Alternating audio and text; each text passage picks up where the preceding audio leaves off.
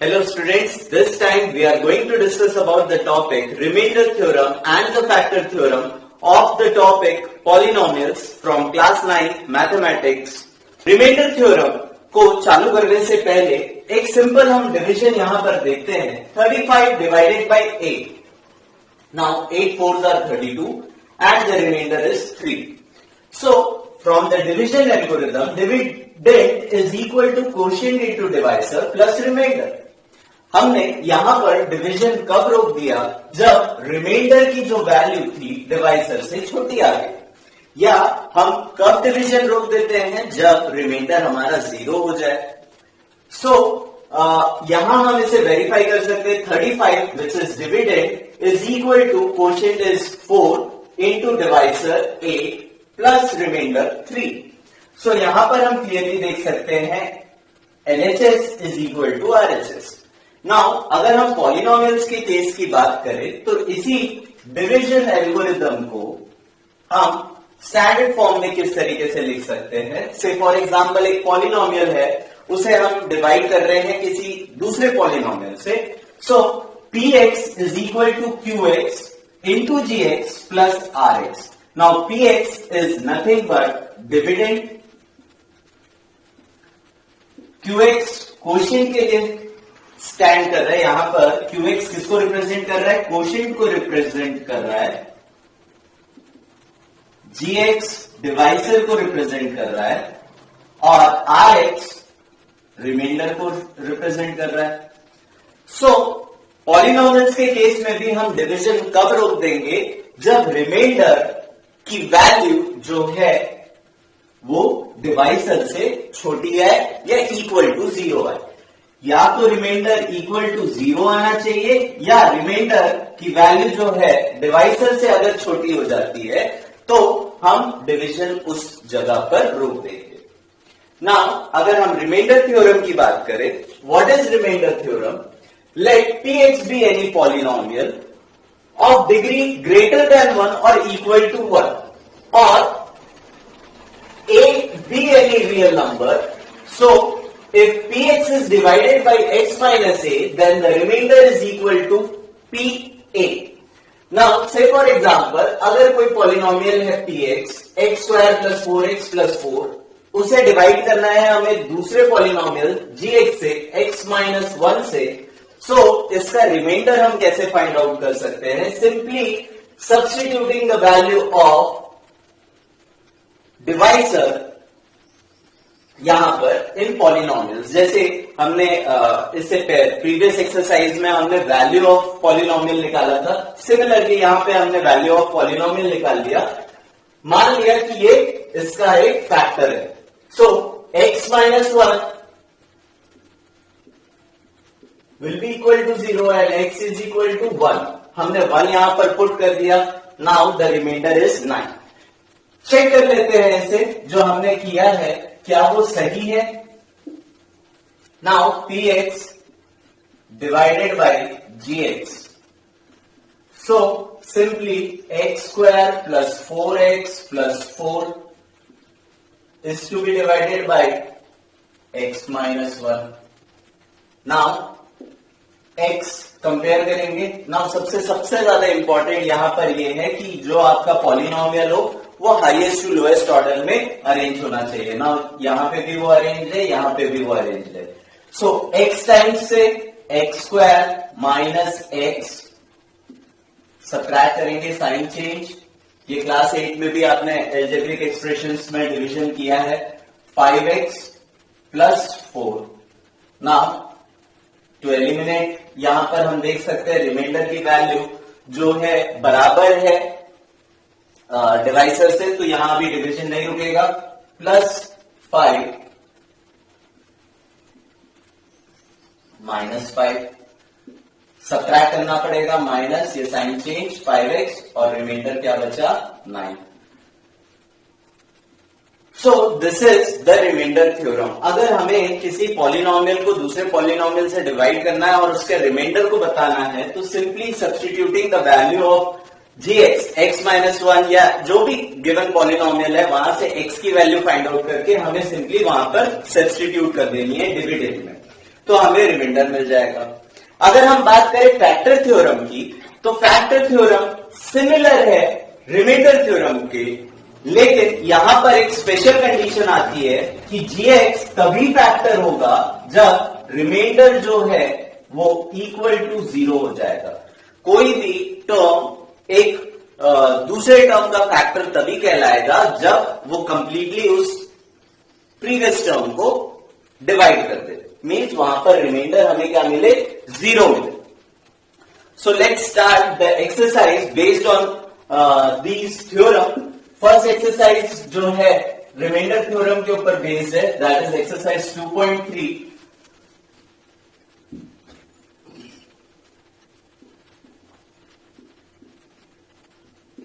First question, find the remainder when x cube, now यहां पर px दिया हुआ है, px is equal to x cube plus 3x square plus 3x plus 1 is divided by gx अलग अलग दिए हुए हैं। gx is first is x plus 1, second is x minus 1/2, third is x, fourth is x plus 5 और fifth is 5 plus 2x। So simply यहां पर आप reminder find out कर सकते हैं। कैसे? For first case x plus 1 is equal to 0, x is equal to minus 1, put this value in px, तो p minus 1 will be equal to minus 1 cube plus 3 into minus 1 square plus 3 into minus 1 plus 1. Now this will become minus 1 plus 3 minus 3 plus 1. 1, 1, 0 and the... So यहां पर हम clearly बता सकते हैं कि reminder क्या होगा, 0 होगा। अगर सेकेंड इसकी बात करें, so यहां पर हमें क्या पुट अप करना होगा, now see x minus 1/2 is equal to 0, so x will be equal to 1/2. Now put up करके देख लेते हैं, p 1/2 क्या वैल्यू मिलेगी, 1/2 cube plus 3 into 1/2 whole square plus 3 into 1/2 plus 1. So this will become 1/4 plus 3/4 plus, okay, this is cube, 1/8 plus 3/4 plus 3/2 plus 1. Now LCM ले लेंगे यहां पर, 8, 4 और 2 का LCM हो गया 8, 1 plus 6 plus 12 plus 8, 20 and 27 upon 8. This is the remainder for the given condition. Third part की अगर हम बात करें, सिंपली x से अगर हमें डिवाइड करना है, मीन्स यहां पर x is equal to 0 put करना पड़ेगा। So p0 will be equal to x cube plus 3x square plus 3x plus 1. So ये हो जाएगा 0 cube plus 3 into 0 square plus 3 into 0 plus 1. Now this is 0 plus 0 plus 0 1. Remainder will be in this case, यहां पर p0 जो मिला वही इसका reminder होगा। अगर फोर्थ कंडीशन की हम बात करें, तो फोर्थ कंडीशन में हम क्या पुट करेंगे, -5 पुट अप करेंगे। सिमिलर मेथड जो हमने अभी तक 3 क्वेश्चन में किया। ना ये क्या हो जाएगा, -5 cube plus 3 into -5 square plus 3 into -5 plus 1. So remainder will be equal to -5 cube plus 3 pi square minus 3 pi plus 1. This is fourth. 1, 2, 3, 4. This is third. This is second. And this is first. Like this. Yes. Fifth की अगर हम बात करें, fifth यहां देख लेते हैं हम, 5 plus 2x equal to 0. So x will be equal to -5/2 and p minus pi by 2 will be equal to minus pi by 2 cube plus 3 into minus pi by 2 whole square plus 3 into minus pi by 2 plus 1. Now this is equal to minus 125 by 8 plus 25 3s are 75 by 4 plus minus 15, directly हम यहाँ put up कर सकते हैं value minus 15 by 2 plus 1. Now taking the LCM, LCM हो जाएगा यहाँ पर 8, 4 और 2, LCM is 8. So minus 125 plus 75 into 2, that is 150 minus 15 fours are 60 plus 8. Now कितना हो जाएगा? minus 125 plus 150 is 25 minus 60 कर देते हैं तो बच जाएगा 35 yes 35 minus 35 plus 8 that is minus 27 by 8. So यहां पर रिमाइंडर जो बचेगा वो क्या बचेगा? minus 27 by 8. Moving ahead to second question.